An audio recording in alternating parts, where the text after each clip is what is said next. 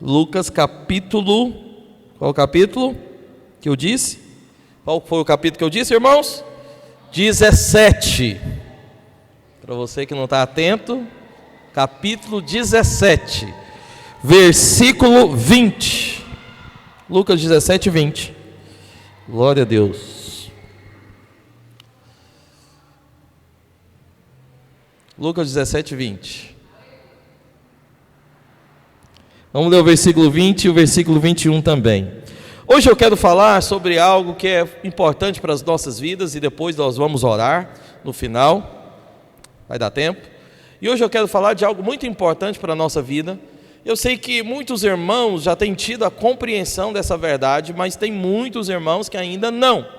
Então é importante eu falar e é importante que você preste também bastante atenção. Glória a Deus. Talvez alguns irmãos já até ouviu isso que eu vou dizer, mas ouviu de uma maneira diferente. E eu vou te falar com todas as letras. Te ensinaram errado e hoje eu vou corrigir o ensino. Você precisa aprender da maneira certa. Você precisa aprender o que eu vou te falar hoje de maneira correta, né, como de fato a Bíblia ensina, e eu vou te falar hoje, amém? Essa caixa aqui está funcionando? Vocês estão me ouvindo aí? Tem hora que ela para. Parou não, né? Mais ou menos? Ok.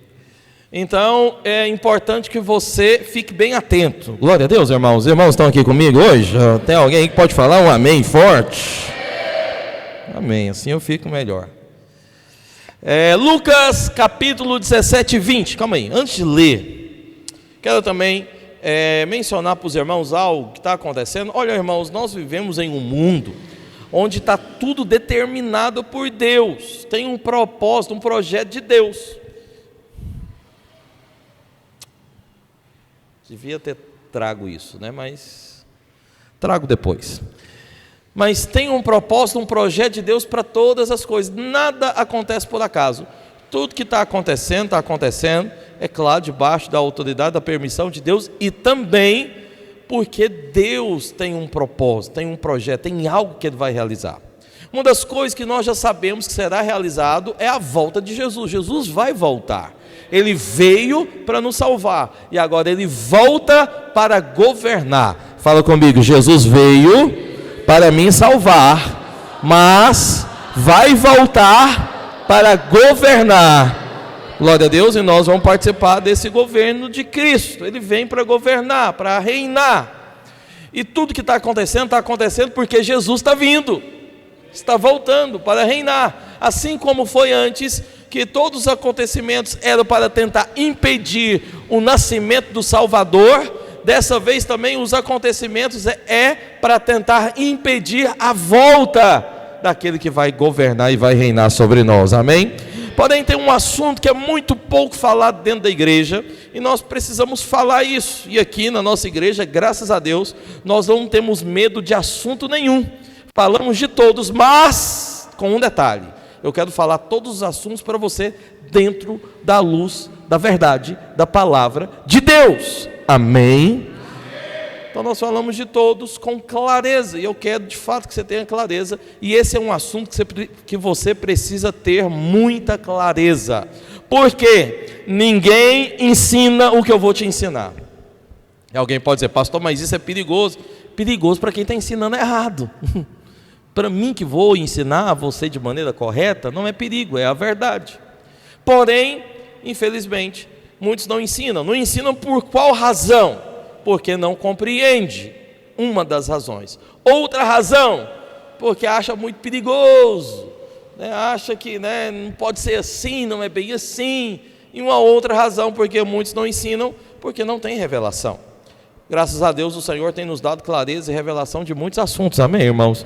E eu quero, claro, transmitir para você também com clareza e revelação. Qual o assunto então que é muito pouco falado dentro da vida da igreja? Fala comigo. Recompensa, galardão.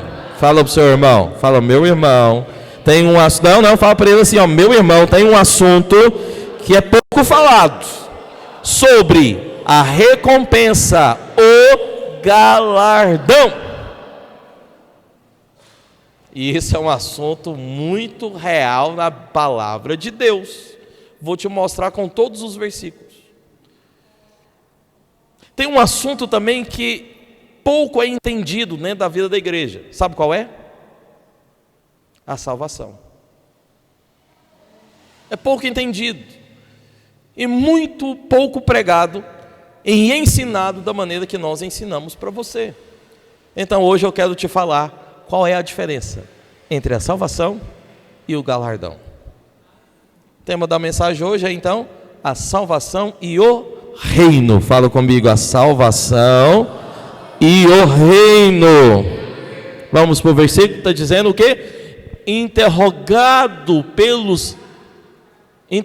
pelos fariseus sobre quando viria o reino de Deus, Jesus lhes respondeu: não vem o reino de Deus.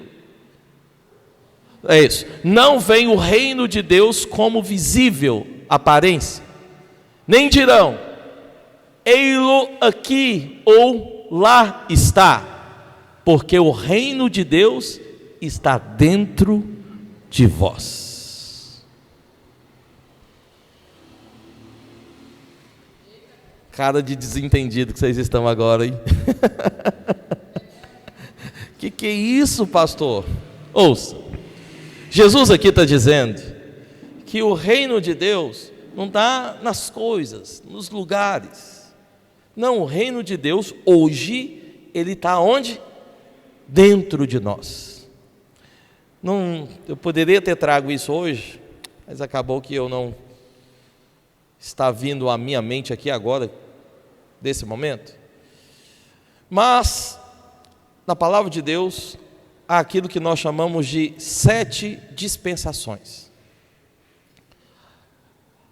Hoje nós vivemos, em 2024, nós vivemos hoje, nessa época, nessa era, a 6ª dispensação.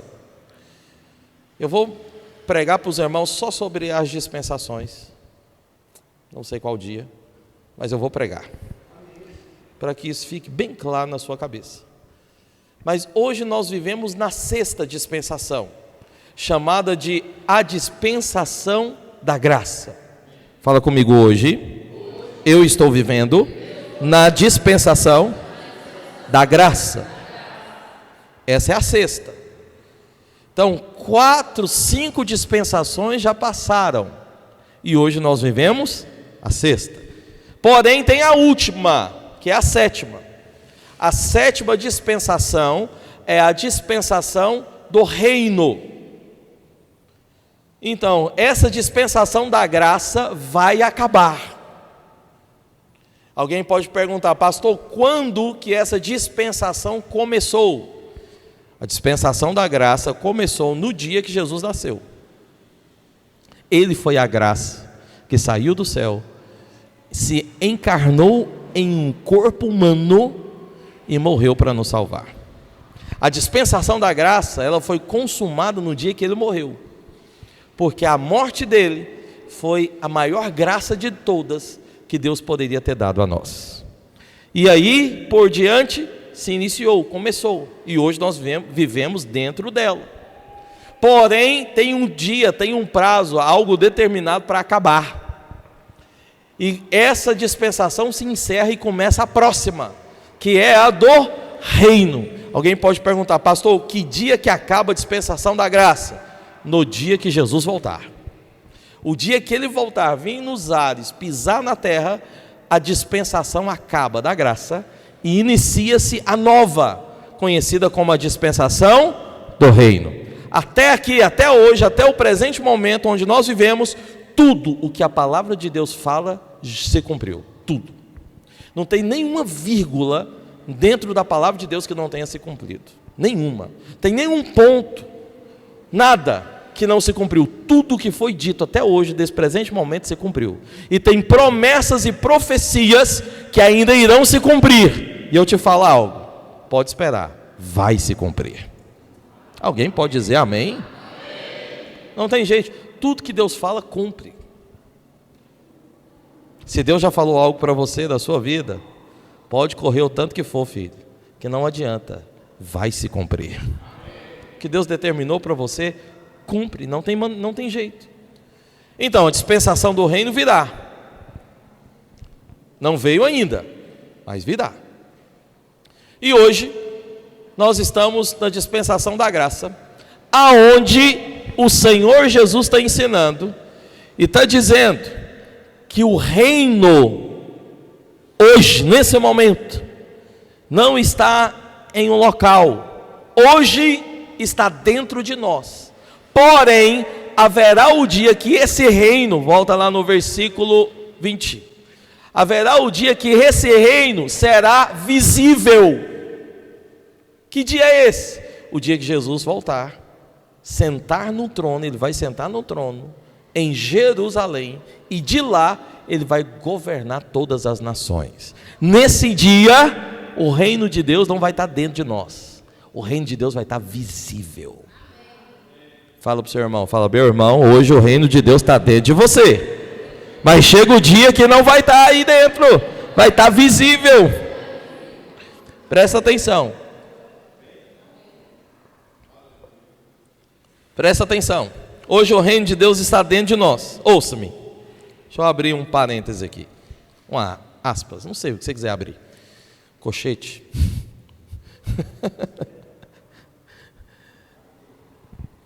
Nós estamos vivendo em plena guerra. Você sabe que o Donald Trump foi Trump.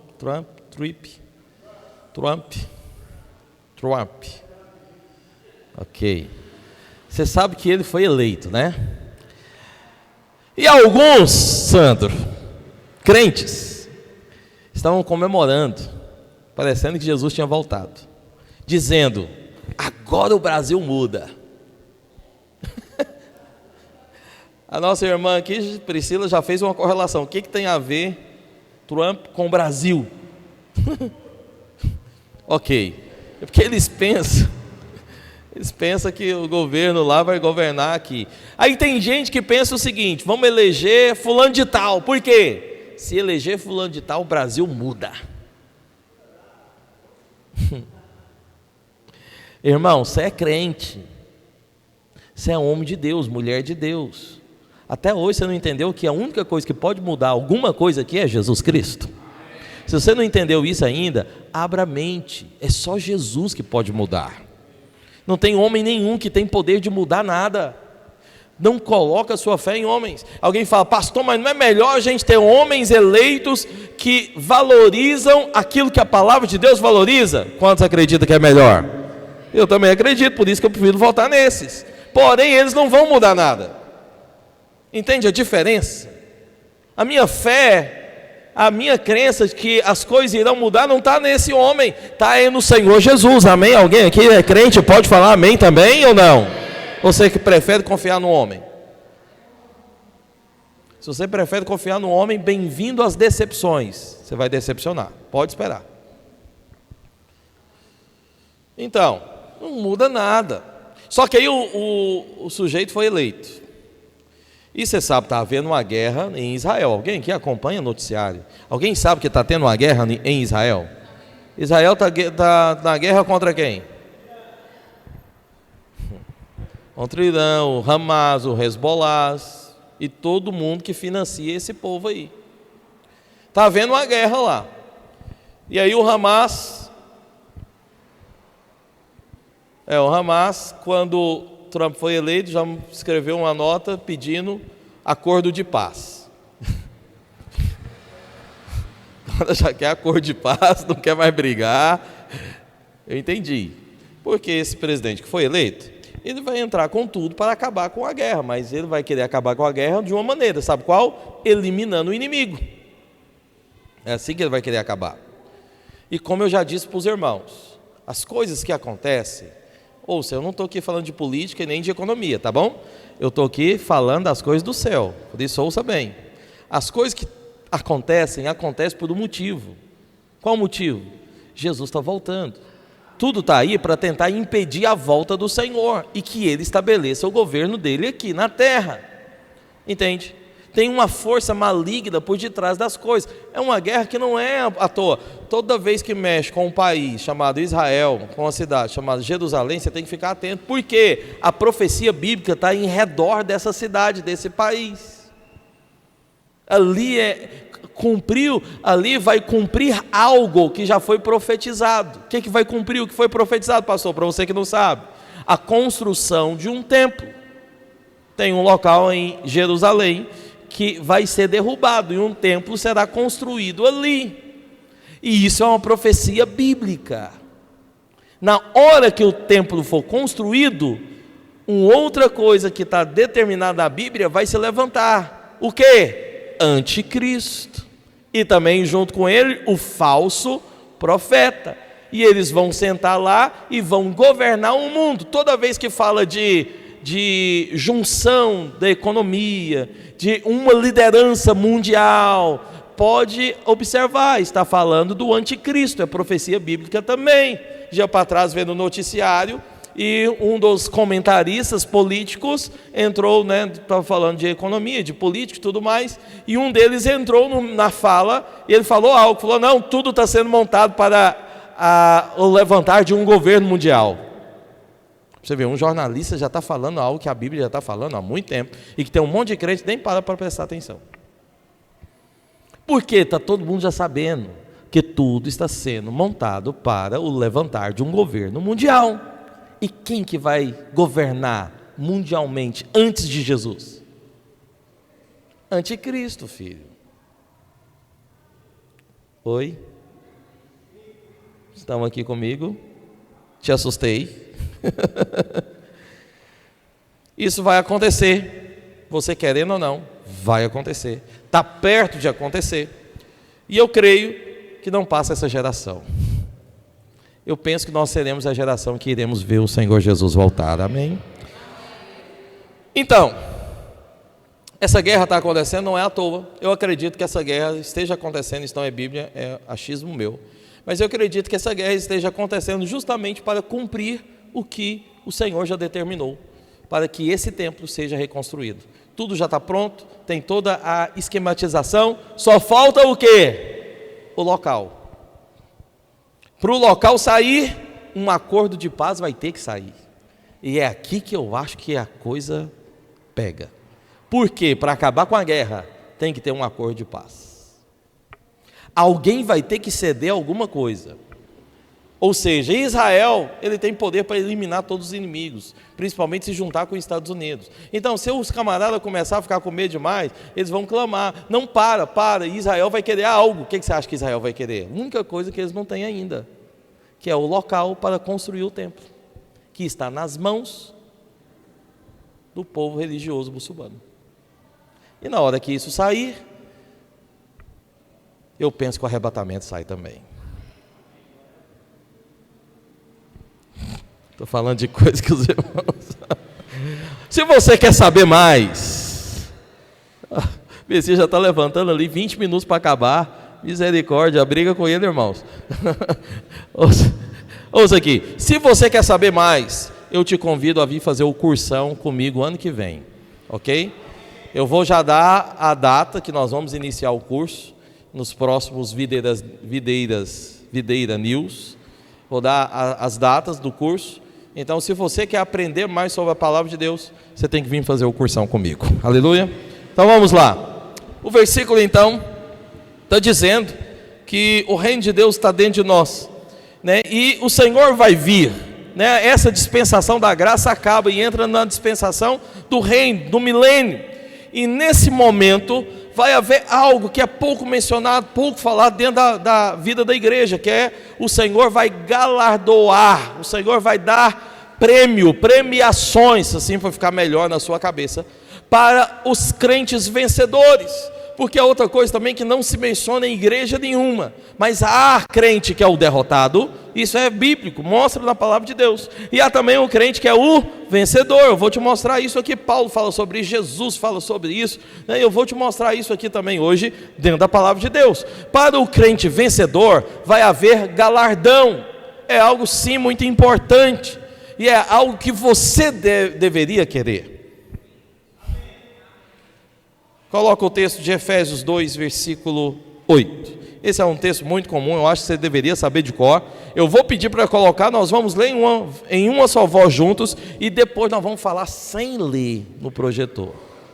Vamos lá? Efésios capítulo 2, versículo 8. Colocou? Juntos então, tá bom? Treino, 1, 2, 3 e...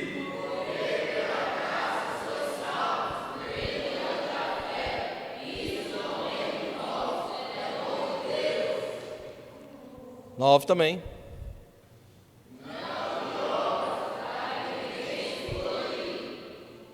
Vamos lá agora? Sem olhar? 1, 2, 3 e... Tem irmãos que não estão falando. Não conseguiu decorar? Vamos lá, junto comigo então. Eu falo, você repete. Porque pela graça eu sou salvo mediante a fé. Isso não vem de mim, é dom de Deus, não de obras, para que eu não me glorie. E o versículo 10? Pois somos feitura dele, criados em Cristo Jesus para... Que mesmo? Você está lendo? Está dizendo que pela graça nós somos salvos mediante a fé. Isso não vem de nós, é um dom de Deus, não de obras, para que ninguém se glorie. Agora está dizendo que somos o quê? Feitura dele, foi ele que nos fez. Alguém aqui acredita que foi criado, feito por Deus? Amém? E você foi feito por Deus para quê? Para boas obras. Veja, preste atenção. Uma coisa é salvação, outra coisa é obras, reino, recompensa. A grande confusão que tem no meio da igreja e no meio de muitos irmãos, na cabeça de muito crente, é que o seguinte: para eu ser salvo eu tenho que ter obra, e eu preciso ter obra para ser e também para não perder aquilo que o Senhor já me deu. Pois quem pensa isso está errado, quem prega isso está errado, e quem ensina isso está errado. Já ouvi muita gente falando: não, para você receber do Senhor tem que obedecer. Quem ensina isso também está errado. Não tem que obedecer para ser salvo, para entrar para a família de Deus. Você não tem que ter obras para a salvação. Salvação é de graça, é presente. Salvação é mediante a fé, a crença. Creu em Jesus, confessou como seu Senhor, você recebe o que, filho? Salvação, que é o maior presente de todos, que é algo assim que só Deus pode dar. Então não saia pregando ou ensinando que você precisa fazer alguma coisa para receber salvação. Não precisa. A salvação é de graça, mas o reino é por obras. Salvação é a porta de entrada, não é o fim das coisas, não é a reta final. Não, a salvação é um início. Se você foi salvo, você acabou de iniciar a sua vida, você não tinha vida. Quem vive uma vida sem o Senhor, não tem vida. Vida sem Deus não é vida, não existe vida. Só tem vida em Cristo Jesus. Por isso que quando você recebeu a salvação, você acabou de receber também o que, filho? Vida. Acabou de receber vida. Acabou de começar a viver. Pergunta para o seu irmão aí se ele já foi salvo, se ele recebeu a salvação, se ele crê em Jesus, se ele aceitou o Senhor Jesus. Quem aqui já aceitou Jesus pode dizer amém? Então, nós somos salvos por causa do dom gratuito, por causa do presente de Deus. Deus nos deu o seu presente por causa da sua graça. Por isso que fomos salvos. Agora, a recompensa é outra coisa, galardão é outra coisa. Isso é para um relacionamento com Deus. Veja, você foi salvo para se relacionar com Deus. Você foi salvo para poder ter obras. Só pode participar do reino quem foi salvo. Não tem como participar do reino se você não entrou ainda para a família. Entende? Se você não entrou ainda para o time. Por isso que é tão importante a salvação. Ninguém te ensinava isso, está vendo? Você achava que salvação é só para não ir para o inferno. É ou não é? É ou não é, irmão? Seja sincero aí. Não precisa esconder não, eu sei que é. Você achava que era só para não ir para o inferno, só para não ser queimado no lago de fogo. Só para poder fazer o quê? Ir para um lugar bom. Você se engana com Deus, porque Deus sempre vai além do que você imagina, pensa, sonha. As coisas de Deus são muito mais elevadas. Deus não te salva só do inferno, Deus te salva para o reino, para a recompensa, para boas obras. Amém ou não, filho? Então, mais um motivo. Se você, ouça-me, se você até hoje não aceitou Jesus e não recebeu a salvação, faça isso hoje, agora, nesse culto. Eu vou fazer um apelo para você, para todos aqui, todos nós. Fala, pastor, eu já aceitei, então nós vamos aceitar de novo. Todo dia é dia de você aceitar Ele de novo. Fala, Deus, é tão bom te aceitar que eu quero de novo. Não é que eu não fui salvo não, Senhor, mas é que é bom demais. Tem alguém aqui que é que nem eu, que acha bom demais? Glória a Deus. Sem a salvação não tem reino, filho. Todo crente que é salvo, foi salvo pela graça do Senhor. Mas depois que você é salvo pela graça do Senhor, você precisa, ouça-me, abra seus ouvidos aí, porque uma coisa não tem nada a ver com a outra. Essa é uma confusão que tem na vida da igreja. Toda vez que você foi salvo pela graça, você foi salvo para manifestar a obra, ou as obras de Cristo. Tem muito crente que ele é salvo, mas para aí, ele não entende ainda que ele precisa manifestar as obras de Cristo. Então tem muita gente que está nos dois extremos, e os dois extremos errados da vida.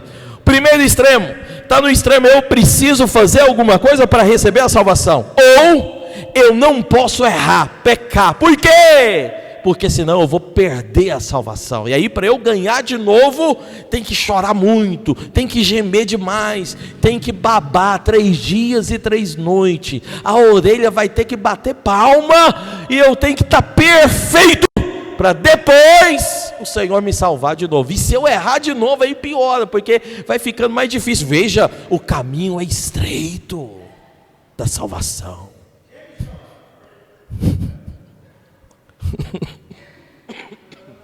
O caminho é estreito da salvação.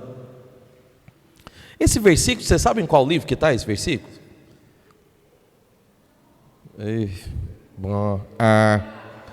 Que versículo, pastor? Tá bom, gente. Okay. O versículo que fala: larga a porta, larga o caminho que te conduz à perdição, estreita é a porta e curta é o caminho que te conduz. Você sabe onde tem esse versículo?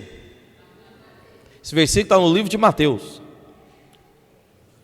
E alguém fala, pastor, mas não é salvação? Meu filho, está vendo? Você precisa ler melhor. O livro de Mateus é um livro que só fala do reino. Você está ouvindo eu te explicar que tem uma diferença entre ser salvo e reinar? É diferente? Então, o livro de Mateus não fala de salvação. Pode ler de trás para frente, de frente para trás. Ou então você vira a Bíblia de cabeça para baixo e lê também, você vai perceber a mesma coisa. Leia de todas as maneiras, você vai perceber uma coisa só: o livro de Mateus só fala do reino. Está apontando para o reino. Tudo que está falando lá em Mateus não está falando para a salvação, está falando para o reino. Entende? Então esse versículo não está falando de salvação, está falando de reino, de obras. Por quê? Para ser salvo é simples, é só vir, confessar, crer, querer e receber. Mas para reinar não é bem assim não, filho. Aqui o caminho é curto, a porta é estreita, você vai ter que tomar a cruz. Se você quer o reino, tem que ter esforço, tem que ter obra. A palavra de Deus fala que o reino é dos violentos. Você tem que ser um homem violento em Deus. Outra tradução fala que é por esforço, e aqueles que se esforçam, fala que o reino dos céus é por esforço, e aqueles que se esforçam se apoderarão dele. Mas em outra versão fala que o reino dos céus é tomado por violência, e só os violentos vão tomar ele. Mas violência em quê? Violência em Deus. Alguém que não está preocupado mais com a sua vida natural, pelo contrário, agora ele está preocupado com as coisas do céu, com as coisas de Deus, e ele abre mão de qualquer coisa, só por causa do Senhor, amém ou não? E é o reino dos céus, tem recompensa para esses. Deixa eu continuar.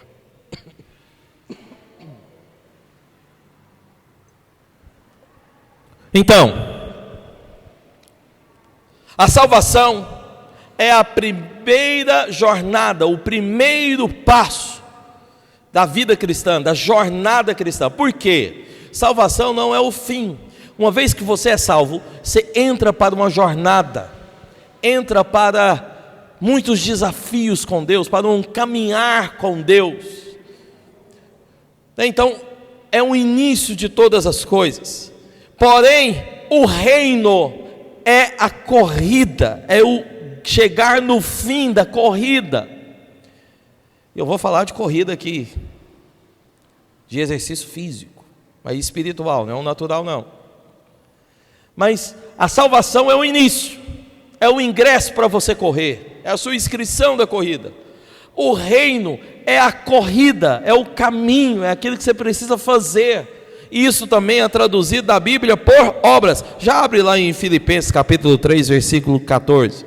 Então há um grande engano na mente, na vida de muitos irmãos, de achar que a salvação é um único passo, de achar que a salvação é a única coisa que existe, de achar que uma vez que você foi salvo, a jornada acabou, a corrida acabou, está tudo encerrado. Não está. A salvação, como eu estou dizendo, é só a porta de entrada. A salvação é só o início. Tem um prêmio, o Senhor vai premiar você, se você tiver boas obras. Se você entender que é importante ter esforço, ser violento, que é importante passar pelos testes, que é importante romper com os desafios, para esse vai ter prêmio. E eu vou te falar, filho, Deus é bom para dar prêmio. Os prêmios do Senhor, vai ser pequeno não. Ruim vai ser para aquele que ficar olhando. Quem ficar olhando é que vai ter problema. O Senhor quer dar prêmio. Infelizmente, muitos têm uma ideia errada sobre o galardão. Mas vamos ler lá o que está em Filipenses 3, 14. Vamos ler bem forte, 1, 2, 3 e... prossigo para o alvo. Não, vamos ler bem forte. De novo, 1, 2, 3 e... prossigo para o alvo, para o prêmio da soberana vocação de Deus. A gente tem que prosseguir, caminhar, correr, andar para onde, irmãos? Prêmio. Tem um alvo. Qual é o alvo? Prêmio. Eu tenho que querer ser premiado. Entende? Salvação é um presente, mas o reino é um prêmio. É algo grande. A salvação já mudou toda a sua vida, mas agora o reino é algo muito grande que o Senhor quer também dar para você. É o segundo nível, o próximo passo, a próxima etapa. O prêmio é para quem? É para quem entendeu, colocou um alvo. Opa, peraí, eu tenho um alvo da minha vida. Qual é o alvo da minha vida? Ser livre do inferno? Não, livre do inferno eu já fui. Qual é o alvo da minha vida? Parar de pecar? Não, isso aí já está resolvido. O Senhor já resolveu. Eu sou santo agora e vou andar em santidade. Qual é o alvo da minha vida? O prêmio, as boas obras. Tem algo maior do que você ficar preso só no pecado. Enquanto, irmãos, eu vou ter que pregar sobre o pecado também. E vou pregar. Aguarde as próximas mensagens. Porque tem muito crente que até hoje ele não consegue avançar em Deus. Sabe por quê? Ele está preso ainda no pecado. Ele vive preso ainda nessa consciência, nessa paranoia. e vive travado. Enquanto você ficar dando força para o pecado se torna forte em você. Mas no dia que você entender que o pecado já foi resolvido, o pecado perde a força na sua vida e você caminha para o alvo, que é o prêmio. Entende? Você vai sair dessas coisas. Amém ou não, irmão? Tem gente que está falando amém tão tímido. Tem alguém aqui que quer o alvo, quer o prêmio? Você quer ficar preso ainda nessa vida miserável, porcaria de pecado, porqueira de pecado? Porque uma vida de pecado é uma vida porqueira. Pastor, mas eu não consigo. Ei, irmão, você já foi livre. No dia que você batizou, vou te contar uma novidade. Alguém aqui foi batizado? Batizou, desceu as águas? No dia que você batizou, aconteceu um mistério. Você morreu e também ressuscitou. Você morreu para a velha vida, você morreu para o pecado, você morreu para essa vida de porqueira, mundana, carnal, você morreu para isso.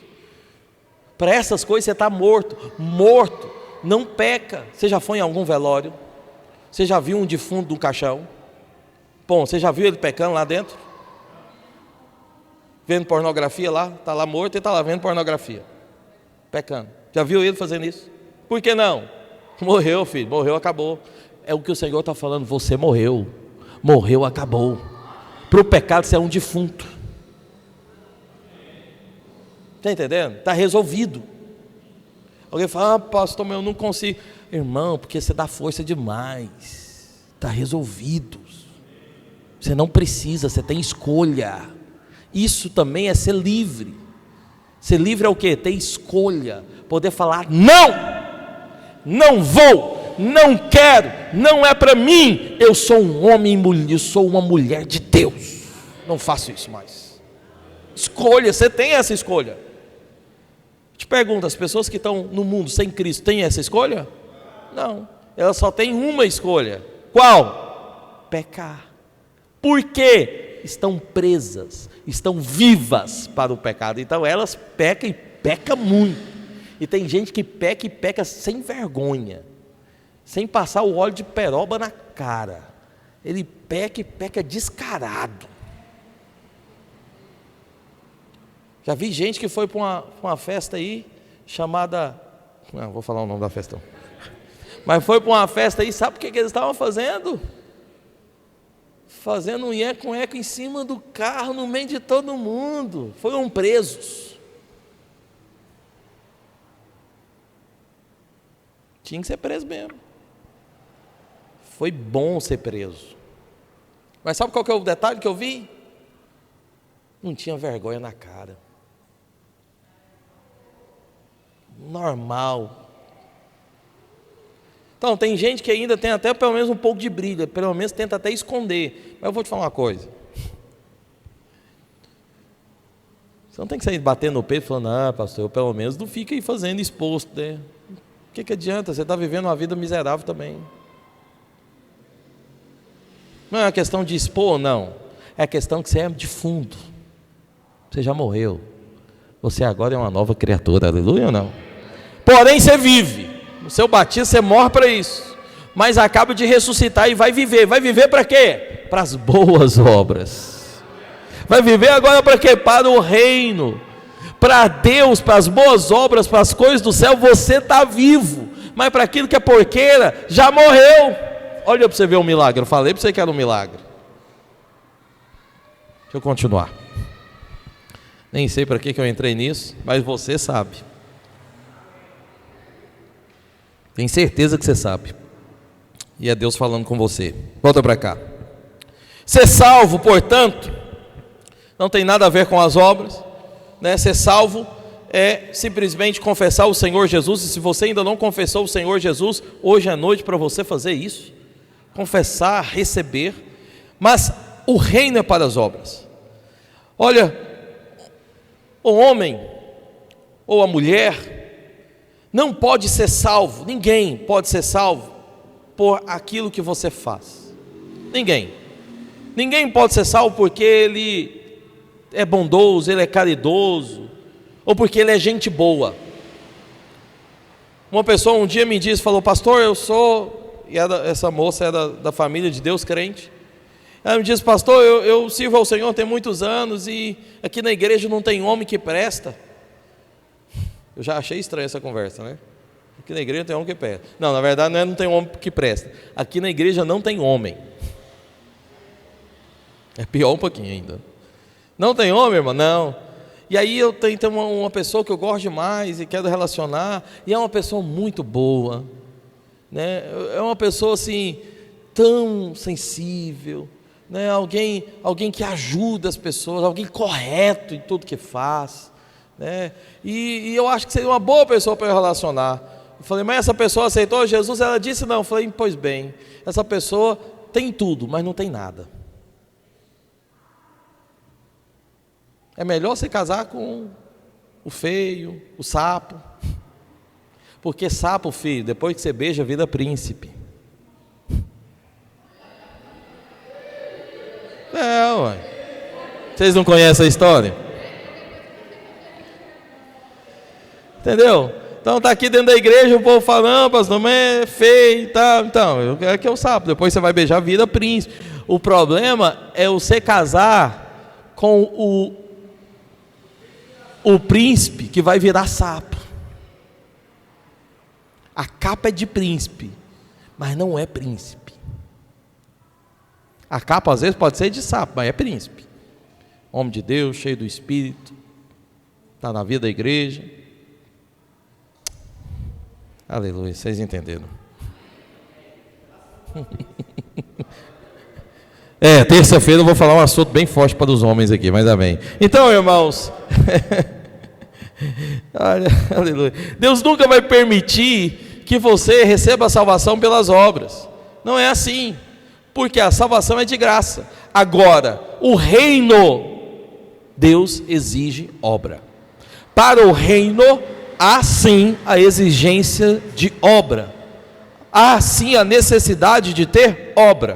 Por isso, abra lá em 1 Coríntios, capítulo 3, versículo 10. Eu vou falar a primeira coisa para os irmãos. As nossas obras, primeira coisa, as nossas obras serão julgadas.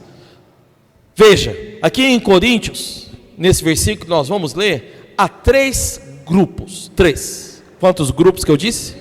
3. Primeiro grupo é o grupo daqueles que têm obras boas, que o Senhor falou para nós lá em Efésios. Você foi criado por Deus para boas obras. Esse é o primeiro grupo aqui em Coríntios. Segundo grupo é aqueles que foram criados por Deus para as boas obras, mas as obras são ruins. Tem um grupo das boas obras, obras boas, e tem um grupo aqui que são obras ruins. E tem um outro grupo. Qual é o terceiro grupo? Não tem obras. Você pode viver dentro de um desses grupos. A escolha não é minha, é sua. Porque para a salvação está de graça. Como eu estou falando para você, Deus te salvou para ter boas obras. Mas após ser salvo, há uma jornada, há uma corrida, há um caminho. E a decisão é sua, de qual grupo você vai participar. Qual é o grupo de crente que você vai querer ser. Qual é o tipo de igreja que nós seremos aqui nessa cidade. Vamos ser a igreja das obras ruins? Vamos ser o tipo de igreja das boas obras? Que é a obra que o Senhor nos criou e nos fez para ser? Ou vamos ser a igreja que não faz nada, obra nenhuma? Só vamos sentar nessa cadeira aí, esquentar o banco e ir embora para casa. É uma escolha que cada crente tem. Porém, filho, não tem jeito. Todos vão chegar diante de Deus. Por isso, as suas obras serão julgadas. Veja, não dá tempo de eu falar sobre o assunto, mas eu vou mencionar para você. Na palavra de Deus, há 3 tribunais, ou 3 julgamentos. Há o julgamento dos crentes, há o julgamento das nações, e há o julgamento dos ímpios. São grupos também diferentes, e julgamentos diferentes, que não acontecem na mesma época, no mesmo tempo, no mesmo local. O julgamento para os crentes vai acontecer antes de Jesus pisar na terra. Todos os crentes que receberam o Senhor no coração e são crentes, são salvos, se reunirão com o Senhor nos ares. E aí vai acontecer o primeiro julgamento ou o primeiro tribunal. O segundo acontece quando Jesus vem, pisa na terra, senta no trono e vai começar a governar todas as nações. E aí nesse momento as nações serão julgadas. Os crentes não, porque já foram. Aqui vai ser um momento só para as nações que estarão vivas aqui na terra ainda. O terceiro julgamento que vai acontecer é no final do milênio. O Senhor senta, governa 1000 anos, e no final desses 1000 anos, o último julgamento acontece, somente para aqueles que rejeitaram Jesus, que em todas as épocas, em todos os tempos, em todas as eras, nunca quis aceitar o Senhor, recusou a lei, recusou a graça, recusou o reino, recusou o governo, recusou a bondade, recusou o Senhor de todas as maneiras, e esses vão ser julgados pelo Senhor. 3 julgamentos. O nosso é o primeiro. O nosso eu estou falando nosso para quem? Para quem é crente junto comigo, amém? Tem alguém aqui? Ou não? Você não quer? Porque você só não vai ser se não quer. Então, para esses, o primeiro julgamento acontece. E o que o Senhor vai julgar? A sua fé? No primeiro julgamento dos crentes, o Senhor, irmã Fátima, vai julgar se você nasceu de novo ou não, é isso? Fala comigo, não. Não, cadê o Braulio? Trai, vai. Pode me dar tudo aí. Sem a vasilha, tudo. Vamos acabar com esse trem aqui agora. Primeiro julgamento, vai julgar se você é crente? Quem respondeu não? Pode vir pegar.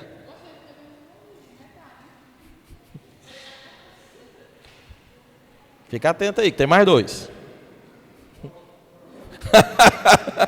Então, o primeiro julgamento não é para definir se você nasceu de novo ou não. Só participa desse julgamento quem nasceu de novo, quem é crente. O primeiro julgamento é para definir o que, irmãos? Para definir o que, irmãos?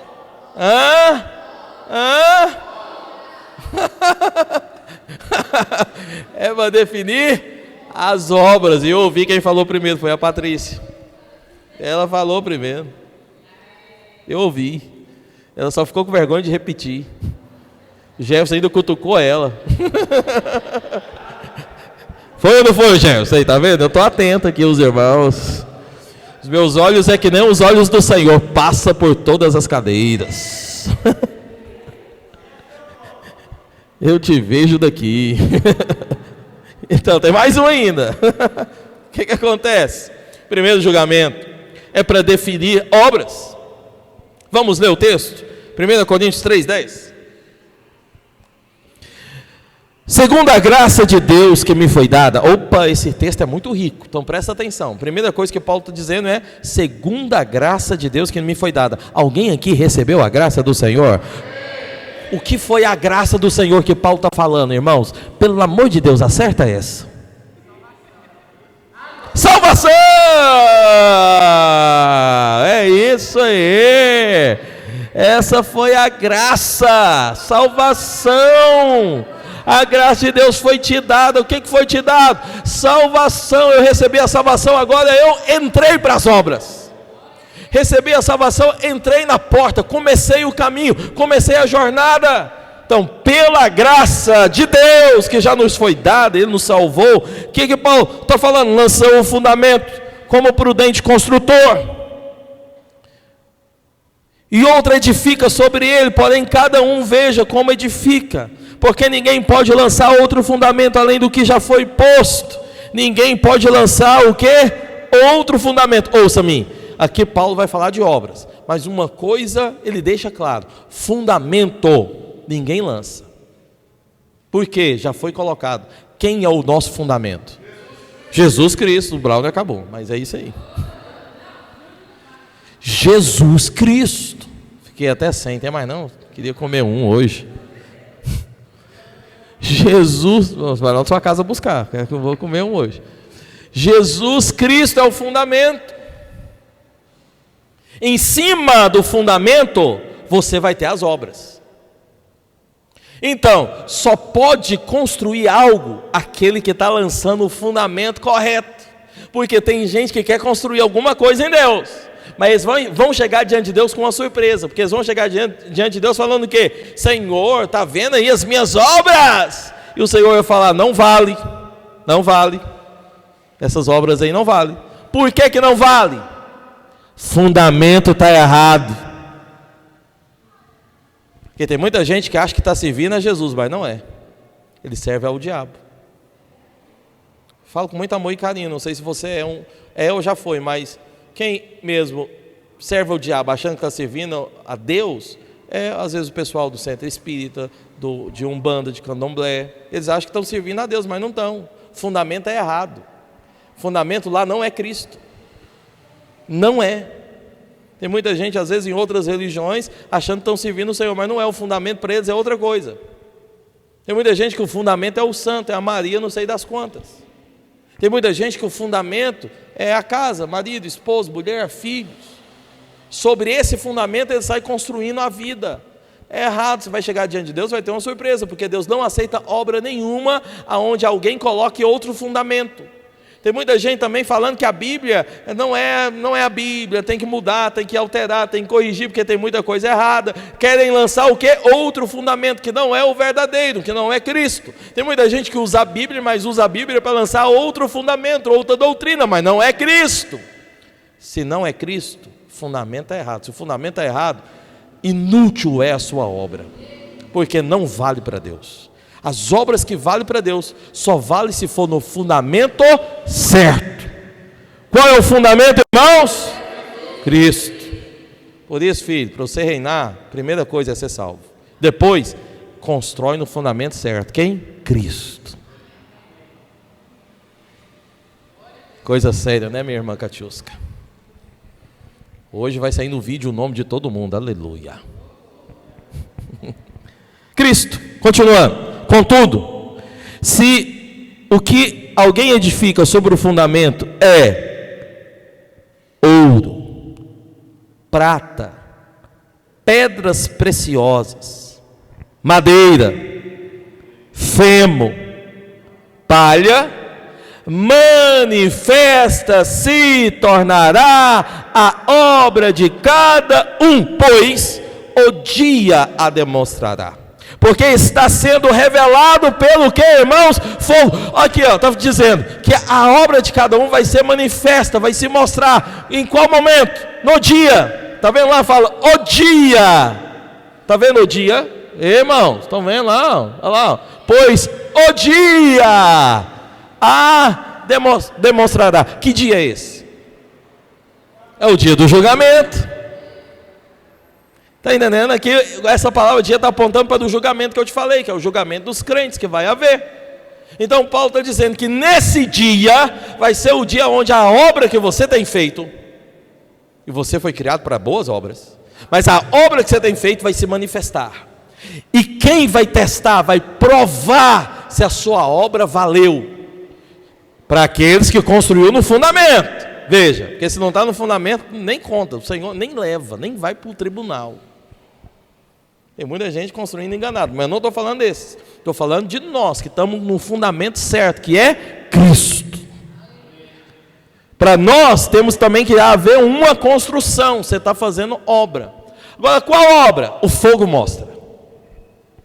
Se a sua obra for ouro, vai passar no fogo. E quando o fogo tocar, vai ter um detalhe. Se for ouro, não vai queimar. O que vai acontecer com o ouro? Vai ficar mais puro. Vai ganhar mais valor. Outros, vai ter a prata. Prata no fogo fica também o quê? Puro. Ganha também mais valor. Outros vai ter diamante, filho, é imune a fogo. É imune.